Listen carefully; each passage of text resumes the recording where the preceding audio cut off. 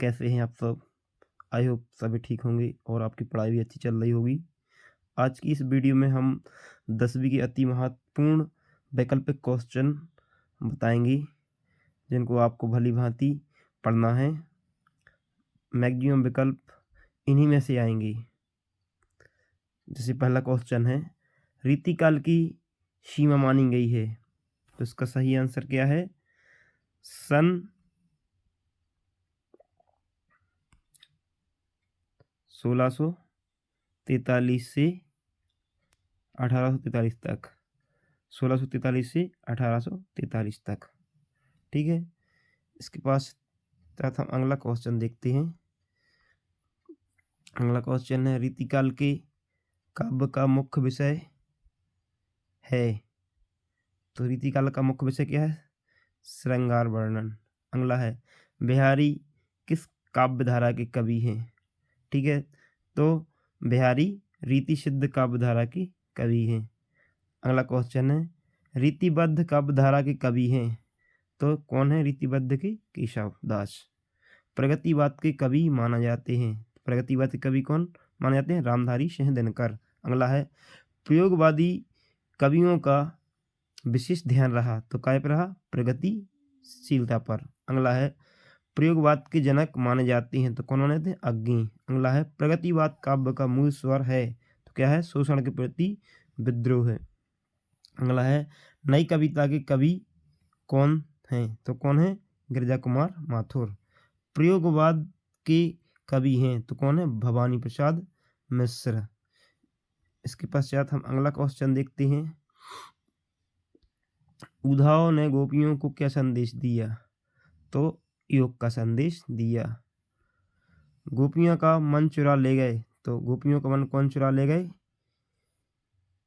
गोपियों का मन कौन चुरा ले गए? श्री कृष्ण गोपियों का मन चुरा ले गए। ठीक है, इसके पश्चात हम अगला क्वेश्चन देखते हैं।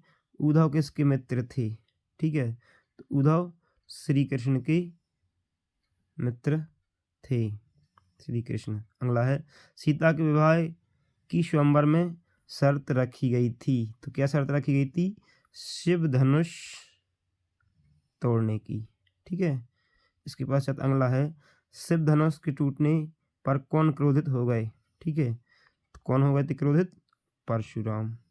अगला है, परशुराम ने किसकी भुजाएं काटी थी? तो जो सहस्त्रबाहु नाम का राक्षस था, उसकी भुजाएं काटी थी। इसके पश्चात अगला देखते हैं, आत्मकथा के कवि हैं, तो आत्मकथा के कवि कौन हैं? जयशंकर प्रसाद। अगला है, प्रवंचना का शाब्दिक अर्थ है, तो प्रवंचना का शाब्दिक अर्थ होता है धोखा। प्रवंचना मतलब होता है धोखा। अगला है, कंथा कहते हैं, तो काय को कहते हैं? गुदड़ी को कंथा कहते हैं। अगला है, फागुन माह में कौन सी ऋतु आती है? तो कौन सी ऋतु आती है? बसंत ऋतु आती है। गर्मी के भयंकर ताप को शीतल करते हैं, तो कैसे करते हैं? गरज कर बरसने ते बादल। ठीक है, अगला है, अट नहीं रही में कविता का वर्णन है, तो काय का है? बसंत ऋतु का। ठीक है, अगला है, दंतृत मुस्कान किस कवि की रचना है? तो यह है नागा अर्जुन की। अगला है, फसल उपजाने में सहयोगी होते हैं, तो फसल उपजाने में सहयोगी क्या होते हैं? जल, मिट्टी, सूर्य प्रकाश आदि। अगला है, उत्साह कविता में बादल किसका प्रतीक है? तो क्रांति का प्रतीक है। फसल कविता के कवि नागार्जुन हैं। ठीक है,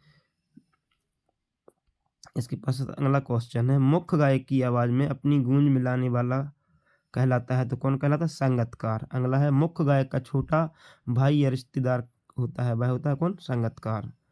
अगला क्वेश्चन है, सूरसागर के रचनाकार हैं, तो कौन है? सूरदास जी सूरसागर के रचनाकार हैं। सूरदास के पदों की भाषा कौन सी है? तो ब्रज भाषा है। ठीक है, और तुलसी के पदों की भाषा कौन सी है? अवधी है। ठीक है, तुलसी की रचना है रामचरितमानस। अगला है, विनय पत्रिका के कवि का नाम क्या है? तो तुलसीदास। विनय पत्रिका के कवि का नाम। सूरसारावली के कवि का नाम क्या है? सूरदास है। अगला है, मंगलेश डबराल का जन्म स्थान क्या है? तो टिहरी गढ़वाल उत्तराखंड। ठीक है, इसके पश्चात हम देखते हैं, जयशंकर प्रसाद का जन्म हुआ था। तो जयशंकर प्रसाद का जन्म कहाँ हुआ था? वाराणसी में। अगला है जयशंकर प्रसाद किसके प्रवर्तक माने जाते हैं? छायावाद के। छायावाद के 4 प्रवर्तक आपको नहीं भूलना है, प्रसाद, पंत, निराला और महादेवी वर्मा। ठीक है। इसके पश्चात अगला क्वेश्चन है, निम्नलिखित में से कौन सी रचना सूर्यकांत त्रिपाठी निराला की है? तो कौन सी है? उत्साह है। सूर्यकांत त्रिपाठी निराला का जन्म किस प्रदेश में हुआ? तो पश्चिम बंगाल में उनका जन्म हुआ था। युगधारा किसकी रचना है? तो युगधारा नागार्जुन की रचना है। नागार्जुन का जन्म किस वर्ष में हुआ? तो नागार्जुन का जन्म 1911 में हुआ। उत्साह किसकी रचना है? तो सूर्यकांत त्रिपाठी निराला जी की यह रचना उत्साह है। ठीक है। अगला क्वेश्चन देखते हैं, सूर्यकांत त्रिपाठी निराला की रचना है तो कुकुरमुत्ता। मंगलेश डबराल की रचना है संगतकार। पहाड़ पर लालटेन के कवि हैं तो इसके कवि भी कौन है? मंगलेश डबराल। ठीक है। इसके पश्चात अगला क्वेश्चन देखते हैं हम, निबंध रचना का प्रारंभ माना जाता है तो कब से माना जाता है? भारतेंदु युग से। प्रेमचंद किस गद्य विधा के सम्राट माने जाते हैं? उपन्यास की। किस विधा की रचनाकार है? उपन्यास की। किस पत्रिका के साथ कहानी का जन्म माना जाता है? तो सरस्वती पत्रिका के साथ कहानी का जन्म माना जाता है।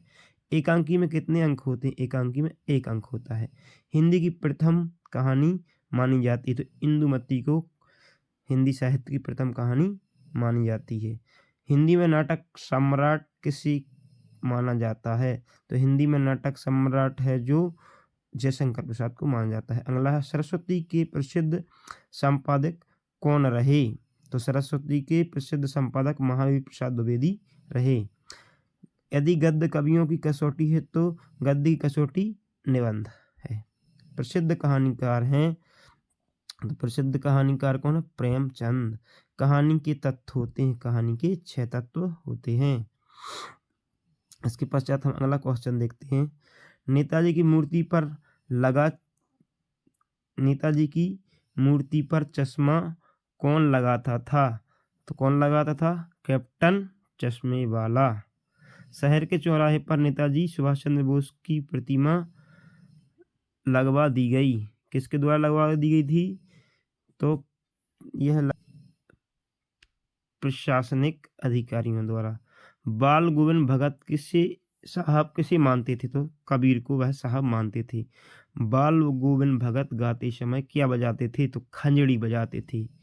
लखनवी अंदाज में किस व्यंग पर चर्चा की गई है? तो किस व्यंग पर चर्चा की गई है? पतनशील नवाबों पर। नवाब साहब के खीरे की फांकों का क्या किया? खिड़की के बाहर फेंक दिया।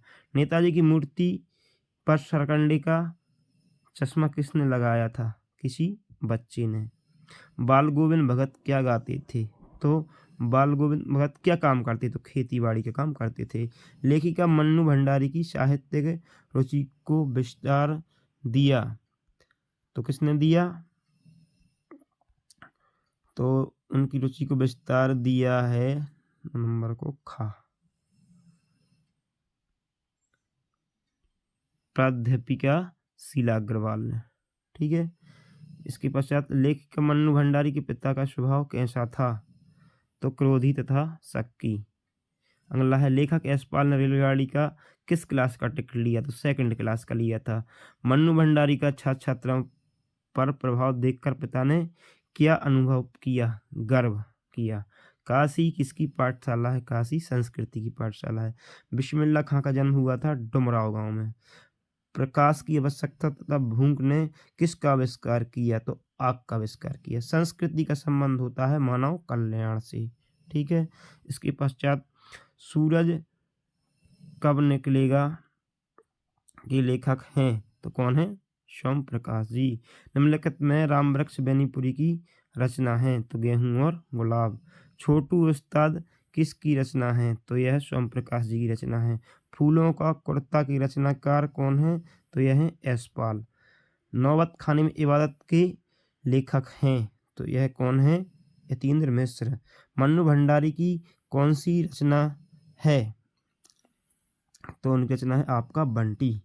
मुख्य रचना है आपका बंटी मन्नू भंडारी जी की। माटी की मूर्तों के लेखक का नाम क्या है? तो क्या है? राम वृक्ष बेनीपुरी। बदंत आनंद कौशलायन की रचना है। तो कौन सी रचना है बदंत आनंद कौशलायन की रचना? बहानेबाजी। इसके पश्चात है भोलानाथ का असल नाम क्या था? तो भोलानाथ का असल नाम तारकेश्वर नाथ था। क्या था? तारकेश्वर नाथ। ठीक है, ये तारकेश्वर नाथ। भोलानाथ किसे देखकर सिसकना भूल गए? तो भोलानाथ अपनी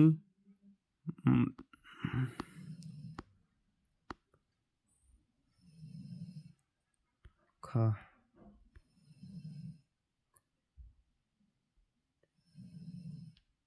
अपने साथी बच्चों को देखकर सिसकना भूल गए। अगला है सांप के डर से घबराते हुए भोलानाथ जाकर छिपे।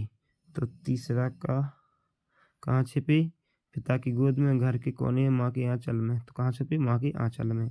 बाबूजी किसका पाठ करते थे? तो बाबूजी रामायण का पाठ करते थे। भोलानाथ अपने पिता के साथ कौन सा खेल खेलते थे? कबड्डी। ड्राइवर कम गाइड का क्या नाम था? जो जितेन नारगे था। साना साना हाथ जोड़ी रचना किसकी है? तो यह रचना है मधु कांकरिया की। किसकी रचना है? मधु कांकरिया की। गंतोक का अर्थ होता है पहाड़। इसके पश्चात भारत का स्विट्जरलैंड कहा जाता है। तो कटाव है जो स्विट्जरलैंड भारत का कहा जाता है। हिरोशिमा कविता में कहाँ की त्रस्ती का वर्णन है? तो हिरोशिमा के बम विस्फोट का।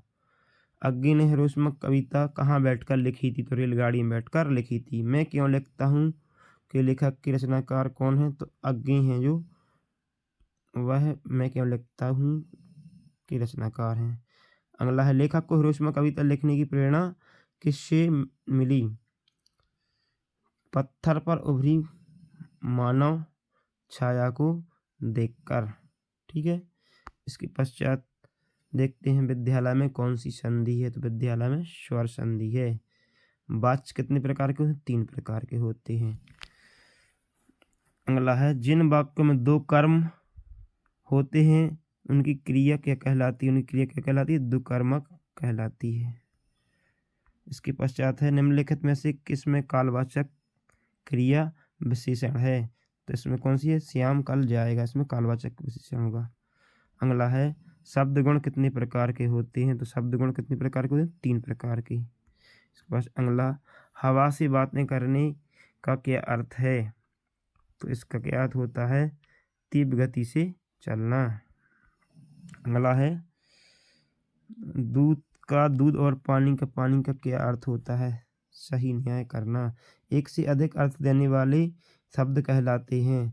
तो क्या कहलाते हैं? अनेकार्थी शब्द। इसके पश्चात है दशानन में कौन सा समास है? दशानन में बहुब्रीहि समास है। शब्द शक्ति कितने प्रकार की होती है? शब्द शक्ति 3 प्रकार की होती है, अमीदा, लक्षणा और व्यंजना। इसके पश्चात हिंदी का सर्वाधिक लोकप्रिय महाकाव्य कौन सा है? तो हिंदी का सबसे लोकप्रिय महाकाव्य रामचरितमानस है। रसात्मक वाक्यम काव्यम यह विश्वनाथ की रचना है। अगला है करुण रस का स्थायी भाव होता है। तो करुण का स्थायी भाव क्या होता है? शोक होता है। जीवन का समग्र चित्रण किस में होता है? तो महाकाव्य में जीवन का समग्र चित्रण होता है। काव्य की शोभा बढ़ाने वाले तत्व कहलाते हैं, क्या कहलाते हैं? अलंकार। वीर रस का स्थायी भाव क्या होता है? उत्साह है। श्री कृष्ण के सुन वचन अर्जुन को जलने लगे में कौन सा रस है? तो यहाँ कौन सा रस हो जाएगा? रौद्र रस हो जाएगा। चौपाई में कितनी मात्राएं होती हैं? तो चौपाई में 16 मात्राएं होती हैं। आवश्यकता से अधिक बड़ा चढ़ाकर बात कही जाती है। तो कहाँ कही जाती है? अतिशयोक्ति अलंकार में। ठीक है, इसके पश्चात एक ही शब्द की एक से अधिक बार आवृत्ति कौन से अलंकार में होती है? तो यह कौन में होती है? अनुप्रास अलंकार में यह आवृत्ति होती है। ठीक है, घ नंबर का जो इसमें अनुप्रास अलंकार। आपने वीडियो देखने के लिए इतना समय निकाला, इसके लिए बहुत बहुत धन्यवाद। वीडियो पसंद आई हो तो वीडियो को लाइक करें, चैनल को सब्सक्राइब करें, बेल आइकन का बटन प्रेस करें। आपने वीडियो देखने के लिए इतना समय निकाला, इसके लिए बहुत बहुत धन्यवाद। प्लीज़ इस वीडियो को पूरा देख लें।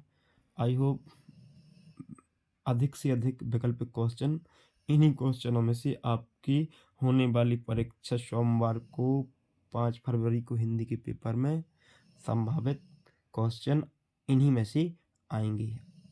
धन्यवाद।